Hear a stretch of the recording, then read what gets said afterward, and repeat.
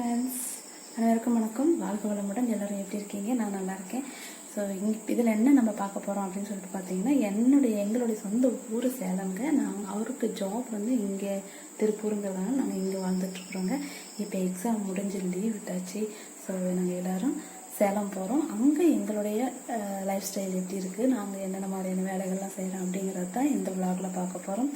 வாங்க வீடியோக்குள்ளே போகலாம்.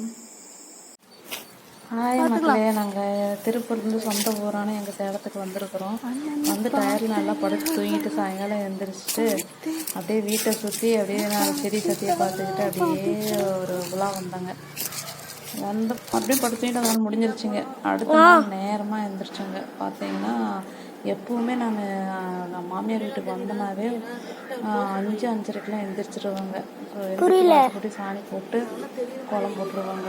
நான் என் பையன் என்னன்னா ஸ்கூலில் இருக்கிற அன்னைக்கெல்லாம் 6:30-6:45 எழுந்திருப்பான். இன்றைக்கி 5:30 எனக்கு அவர் தான் சின்னவர் தாங்க எடுத்துகிட்டு இருக்கிறாரு. என் சின்ன மகன் தான் எடுத்துகிட்டு இருக்கிறாருங்க கேமரா. ஸோ எப்பயும் போல் கோலம் போட்டுட்டு இருந்தேன். எங்கள் வீட்டுக்காரர் வந்து கூட்டமாக இருக்கணும்னு நேரமாக போய் மட்டன் எடுக்க போயிட்டாருங்க. ஸோ நான் இதுக்கு தேவையான மசாலா ஐட்டம்லாம் ரெடி பண்ணி சமைக்க ஸ்டார்ட் பண்ணோம். மாமியார் வீட்டுக்கு வந்தேன்னா எப்போவுமே காலையில் சாப்பாடு நான் தாங்க சமைப்பேன். அவ்வளோதாங்க, கோலம் போட்டு முடிச்சாச்சு.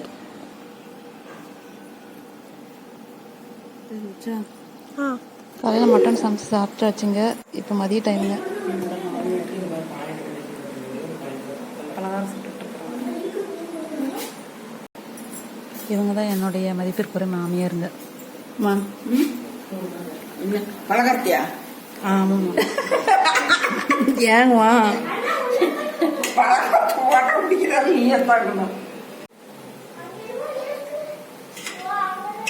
சக்கரை பண்டாவாமா? நீங்க இதுக்கு முன்னாடி சக்கரை பண்டான்னு சொல்லுவீங்களா, சொய்யான்னு சொல்லுவீங்களா, என்னன்னு சொல்லுவீங்க? அது சொய்யானுக்கு வேற. பலகாரம் வாங்க சாப்பிடலாம். இது கச்சாயின்னு சொல்லுவாங்க.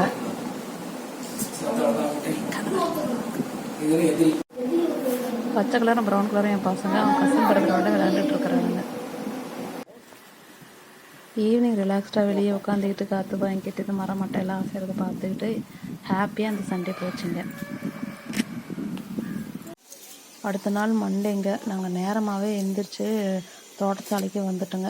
ஏன்னா நம்ம என்ன பர்பஸ்க்காக அங்கே சொந்த ஊர் வந்தோமோ அந்த பர்பஸையும் பார்க்கணும் இல்லைங்களா. அதனால இங்கே வந்து அளவெல்லாம் எடுத்து ஏதாவது பயிர் பண்ணணுன்னு சொல்லிட்டு இதெல்லாம் மெஷர்மெண்ட் எடுத்துக்கிட்டு இருந்தாங்க.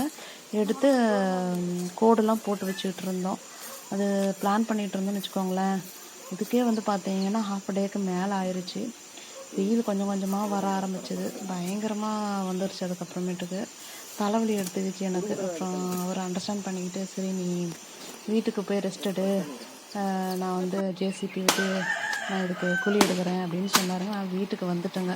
ஏதாவது வேலை செய்யலான்னு பார்த்தேங்க. ஏன்னா அவர் மட்டும் அங்கே வெயிலில் காஞ்சிட்டு கிடக்குறாரு. நான் வந்து படுத்து ரிலாக்ஸ் பண்ணிகிட்ருக்க முடியல. மனசு கேட்குமா நீங்களே சொல்லுங்கள். அதனால் இருக்கிற துணியெல்லாம் எடுத்து போட்டு இந்த வாழை மரம் நல்லா உட்காந்துக்கிட்டு துவைக்க ஆரம்பிச்சிட்டேங்க. அப்புறம் என் பெரிய மகன் வந்து எனக்கு வீடியோ எடுத்துக்கிட்டு இருந்தாருங்க. ஸோ இந்த கேப்பில் அவர் முடிஞ்ச அளவுக்கு பண்ணிவிட்டு ஜேசிபியும் வந்துச்சுங்க. குழி எடுத்தாங்க. பார்த்தீங்கன்னா அதுவே வந்து ஈவினிங் வரைக்கும் ஆயிடுச்சுங்க. காஞ்சிபுரம் சோப்பு அது வளவலன்னு இருக்கும். அந்த காலத்தில் இந்த சோப்பை யூஸ் பண்ணாங்க. ஆனால் நல்லா அழுக்கு போகும் இந்த சோப்பு போட்டு யூஸ் பண்ணால். இப்போ 1000 தான் யூஸ் பண்ணிட்டு இருக்கிறாங்க.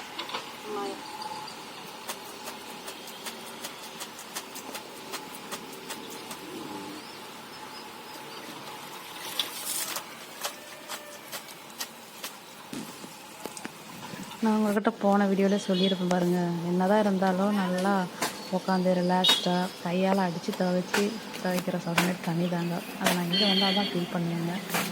அப்புறம் பார்த்திங்கன்னா சைட்லலாம் எங்கள் மாமியார் வந்து நிறையா செடி வச்சு விட்ருப்பாங்க. பார்த்திங்கன்னா தக்காளி, மிளகாய், மருதாணி, செம்பருத்தி இதெல்லாம் போட்டு வச்சுருப்பாங்க. தக்காளிலாம் வீட்டு யூஸ் பண்ணிக்குவாங்க. எக்ஸ்ட்ராவும் வருங்க, அதை சேல் பண்ணிடுவாங்க. அப்படியே இந்த செடிங்களை வச்சு ஆல்ரெடி நான் ஒரு ஷார்ட்ஸ் கூட போட்டிருப்பேன். நீங்கள் குழி எடுத்து விட்டோங்க. இதில் என்ன நடவு பண்ண போகிறோன்னு உங்களால் கெஸ் பண்ண முடிஞ்சால் சொல்லுங்கள். திங்கட்கிழமை சுறுசுறுப்பாக இந்த வேலைகளோட இனிமையாக முடிஞ்சதுங்க. ரொம்ப சந்தோஷமாக இருந்தது. எல்லாம் புளி எடுத்து விட்டு வச்சு செவ்வாய்க்கிழமை என்னென்ன வேலைகள் நடந்ததுன்னு சொல்லிட்டு நான் அடுத்த வீடியோவில் போடுறேங்க. அங்கே எது பாய்ப்பு உடஞ்சி போச்சுன்னு அவங்க உட்காந்துக்கிட்டு எல்லாம் சரி பண்ணிக்கிட்டு இருக்கிறாங்க போய். இந்த வீடியோ உங்களுக்கு பிடிச்சதுன்னா லைக் பண்ணுங்கள், ஷேர் பண்ணுங்கள், கமெண்ட் பண்ணுங்கள், மறக்காமல் சப்ஸ்கிரைப் பண்ணுங்கள். நன்றிங்க.